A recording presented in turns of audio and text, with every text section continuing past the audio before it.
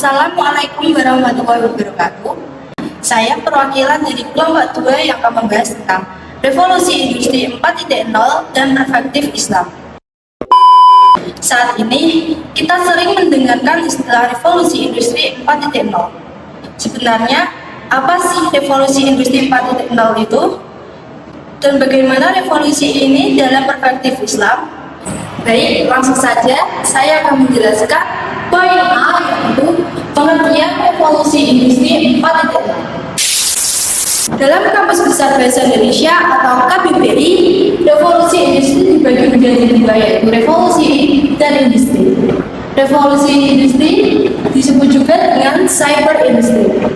Revolusi sendiri mempunyai arti perubahan yang sangat cepat, dan industri berkaitan dengan pelaksanaan proses produksi. Industri 4.0 pertama kali muncul di Jerman bersamaan dengan Hannover Fair 2011. Industri 4.0 kini diakui sebagai bagian penting dari agenda pembangunan dan strategi teknologi tinggi 2020. Jadi, dapat disimpulkan bahwa revolusi industri 4.0 adalah transformasi yang terjadi begitu cepat, di mana peran manusia dalam proses produksi digantikan oleh mesin. Dan produk yang dihasilkan memiliki nilai tambah komersial yang bisa disebut juga dengan value edge. Negara-negara lain juga berpartisipasi dalam mengembangkan konsep industri 4.0 dengan tujuan bersama untuk meningkatkan pangsa pasar global masing-masing negara yang sangat menarik. Selanjutnya ada sejarah revolusi industri 4.0, dimulai dari revolusi pertama, yaitu pada revolusi 1.0, yang dimana semua pekerjaan masih mengandalkan tenaga manusia dan hewan, sehingga pada 1784 itu ditemukan mesin uap dan mesin tenun, yang mengakibatkan para manusia itu kehilangan pekerjaannya, namun di sisi lain produksinya lebih meningkat, sehingga pendapatan per kapita negara dapat naik sampai 6 kali lipat.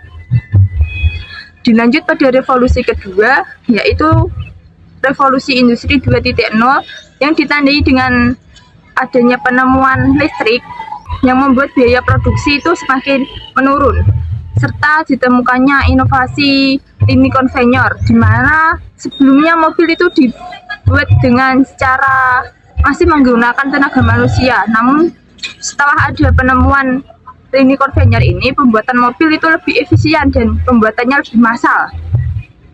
Jika tadi pada revolusi 1.0 itu ditemukannya mesin tenun dan uap, pada revolusi 2.0 itu ditemukannya tenaga listrik yang dapat mengurangi biaya produksi. Nah, di revolusi 3.0 ini mulai ditemukannya teknologi elektronik, di mana kita semua bisa mengendalikannya lewat komputer. Namun di sisi lain, ada sisi negatif dari penggunaan komputer tersebut, yaitu adanya cyber, di mana dengan cyber tersebut data pribadi kita bisa dapat dicuri.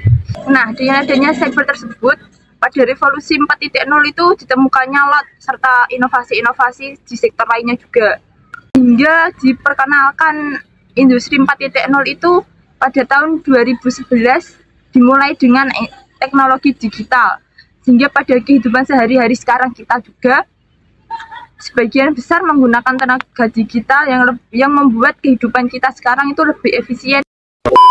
Ciri-ciri revolusi industri 4.0 ada beberapa ciri-ciri. Yang pertama yaitu robot automation. Era revolusi industri 4.0 ditandai oleh kemajuan teknologi yang signifikan, terutama dalam penerapan robotik dan otomatisasi di berbagai sektor industri. Salah satu ciri utama dari era ini adalah penggunaan robot untuk menggantikan tenaga kerja manusia dalam proses produksi. Dengan sistem robot, perusahaan dapat meningkatkan efektivitas dan efisiensi operasional, mengurangi kesalahan manusia, dan mempercepat waktu produksi.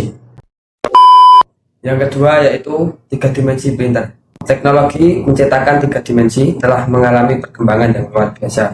Tidak hanya terbatas pada objek 2 dimensi, tetapi kini telah mampu mencetak struktur yang jauh lebih kompleks, termasuk rumah, dengan menggunakan mesin 3 dimensi printer.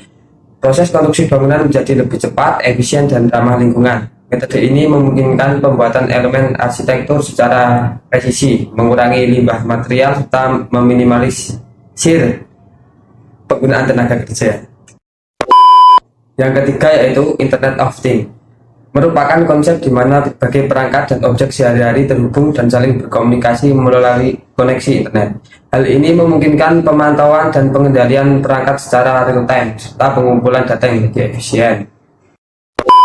Dan yang keempat yaitu Big Data. Pentingnya data dalam membantu perusahaan memahami kebutuhan konsumen dan menciptakan pengalaman yang lebih personal. Namun perlu diingat bahwa di balik kenyamanan ini juga terdapat tantangan terkait privasi dan keamanan data. D. Peluang dan tantangan revolusi industri 4.0. Dalam kondisi yang tidak menentu, manusia dituntut untuk dapat merespon secara cepat terhadap perubahan yang muncul dengan pendekatan yang terintegrasi dan komprehensif yang melibatkan semua komponen global. Dengan demikian, tantangan yang muncul di era revolusi industri dapat dimanfaatkan sebagai peluang maupun sebaliknya. Bolter mengidentifikasi beberapa tantangan dalam menghadapi revolusi industri 4.0, antara lain: 1. Masalah keamanan dalam teknologi informasi. 2. Kendala dan stabilitas mesin produksi. 3. Kurangnya keterampilan yang sesuai. 4. Resistensi untuk beradaptasi dari pihak-pihak terkait. Dan 5. Potensi kehilangan banyak pekerjaan akibat otomatisasi. Irianto juga menguraikan tantangan yang dihadapi dalam era industri 4.0, antara lain: 1. Kesiapan industri. 2. Tenaga kerja yang handal. 3. Pengaturan sosial budaya yang mudah. Dan 4. Diverifikasi dan penciptaan lapangan kerja. Selain itu, ada juga peluang yang bisa dimanfaatkan dalam industri 4.0, yaitu 1. Inovasi dalam ekosistem. 2. Penguatan basis industri yang kompetitif. 3. Investasi dalam teknologi. Dan 4. Integrasi usaha kecil dan menengah, serta kewirausahaan. Dengan memahami tantangan-tantangan dan peluang ini, kita dapat merencanakan langkah-langkah strategis untuk menjawab kebutuhan zaman dan memaksimalkan potensi sumber daya manusia di era yang penuh perubahan ini. Poin terakhir yaitu respon Islam terhadap revolusi industri 4.0. Revolusi industri 4.0 menawarkan peluang sekaligus tantangan bagi umat Islam, terutama dalam memanfaatkan teknologi informasi. Meskipun dapat menimbulkan keuntungan, perubahan ini juga bisa mengganggu nilai-nilai tradisional dan agama. Contoh perilaku yang bisa menentang revolusi industri ini dalam Islam adalah ketika ibadah sholat yang tidak bisa diwakilkan. Tidak boleh juga seorang Islam yang dibebankan pada rukun, sekaligus bacaan imam tersebut merdu. Ijtihad fikih juga tidak dapat diwakilkan oleh komputer. Komputer hanya menjadi alat pendukung saja. Media sosial, meski berperan dalam menyuarakan aspirasi, juga bisa menimbulkan masalah seperti penyebaran kebencian dan hoax.